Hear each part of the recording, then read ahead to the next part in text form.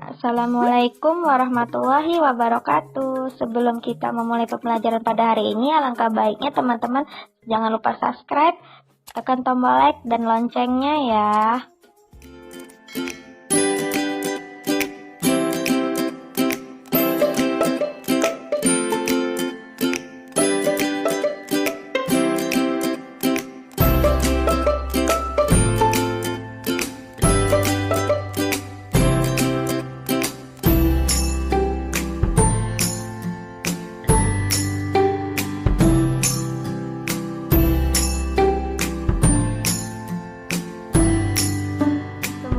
Pelajaran.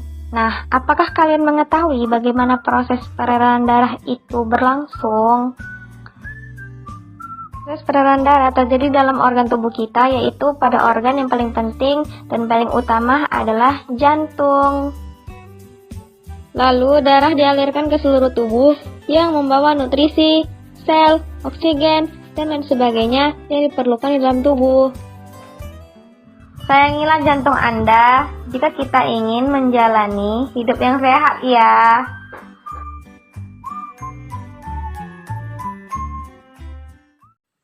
Organ-organ pada sistem peredaran darah. Ada 3 ya teman-teman, terdiri dari jantung, pembuluh darah, dan juga kapiler darah. Jantung. Adapun bagian-bagian pada jantung, yang pertama, jantung dibagi 2 bagian, yaitu kanan dan kiri, yang masing-masing terdiri dari 2 bagian pula, yaitu atrium dan ventrikel.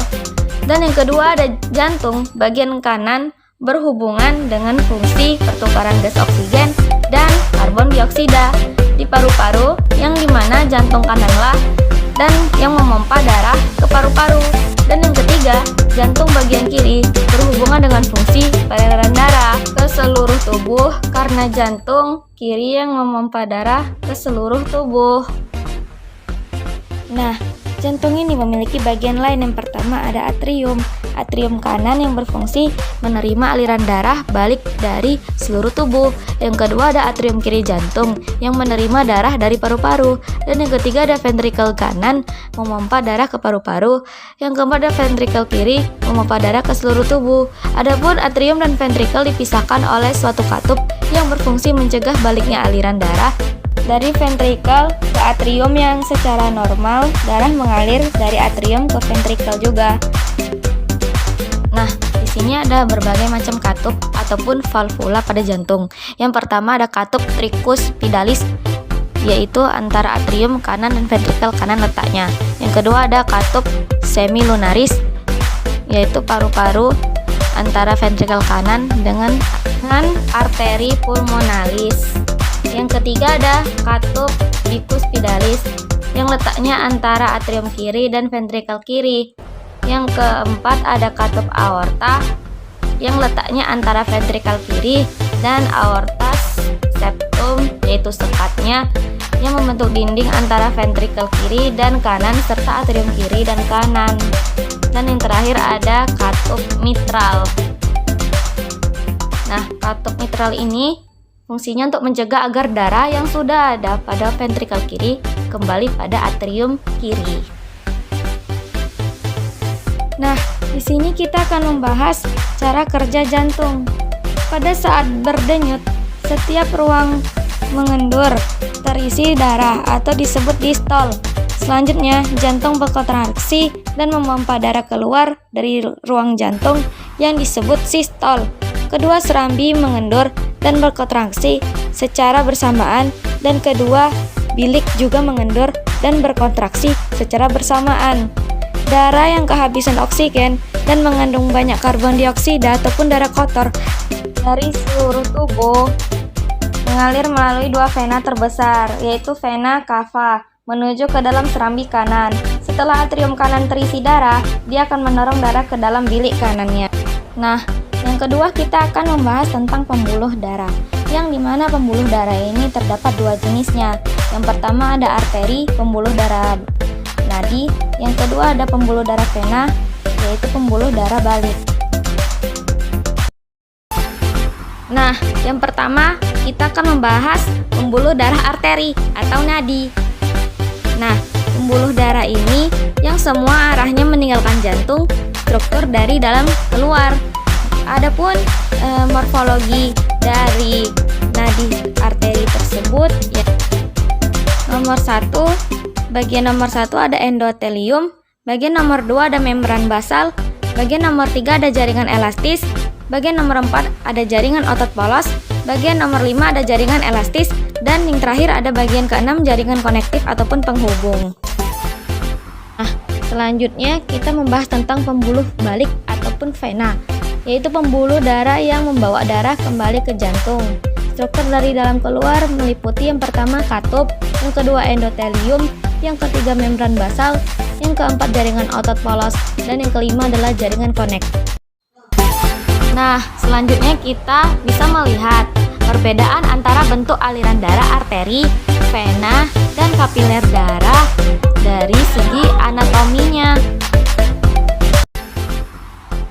Nah, kita bisa melihat perbedaan dari arteri dan vena dari faktor pembedanya. Yang pertama ada arah aliran, yang dimana arteri keluar dari jantung dan vena menuju ke jantung. Yang kedua ada denyutnya, yang arteri itu terasa, sedangkan vena itu tidak terasa. Yang ketiga ada dinding pembuluhnya, yang dimana arteri itu tebal, kuat, elastis, sedangkan vena tipis, tidak elastis. Nah, adapun faktor jumlah katupnya, yang arteri 1 di luar jantung, yang vena itu banyak di sepanjang pembuluhnya. Yang kelima ada lokasinya, yang dimana arteri terletak jauh dari permukaan tubuh dan vena dekat dengan permukaan tubuh. Nah, yang keenam, jika terluka, arteri darahnya memancar. Sedangkan jika terluka, vena darahnya akan menetes. Dan dari faktor pembeda darahnya itu memiliki kandungan arteri darahnya bersih, kaya akan oksigen. Sedangkan vena mengandung darah kotor yang mengandung CO2, yaitu karbon dioksida. Nah, dari segi warnanya, warna merah pada arteri itu merah segar, sedangkan pada vena dia merah tua. Nah, yang ketiga kita akan membahas tentang kapilari darah. Kapilari darah ialah saluran darah yang terkecil sekali. Kapilari darah menghubungkan antara arteriol kepada venul. Dinding kapilari darah hanya setebal 1 sel saja, yang dinding-dindingnya yang tipis memudahkan resapan bahan-bahan berlangsung secara dengan cepat. Adapun macam-macam peredaran darah yang meliputi, pertama ada peredaran darah besar. Peredaran darah besar yang mengalirkan darah kaya oksigen dari bilik ventrikel kiri jantung lalu diedarkan ke seluruh jaringan tubuh. Oksigen bertukar dengan karbon dioksida di jaringan tubuh.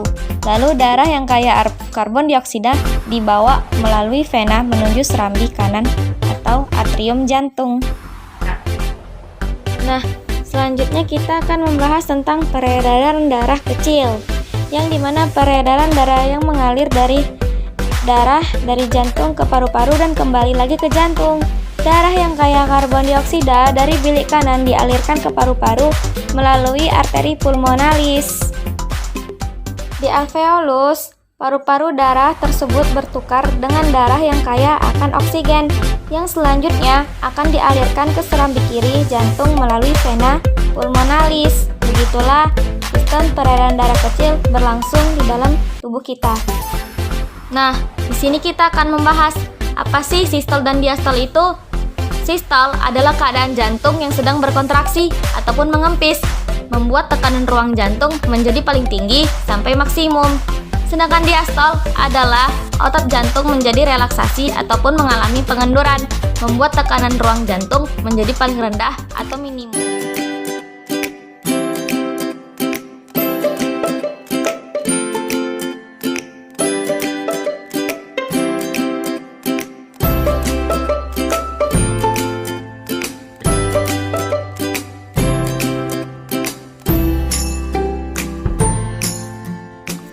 Terima kasih.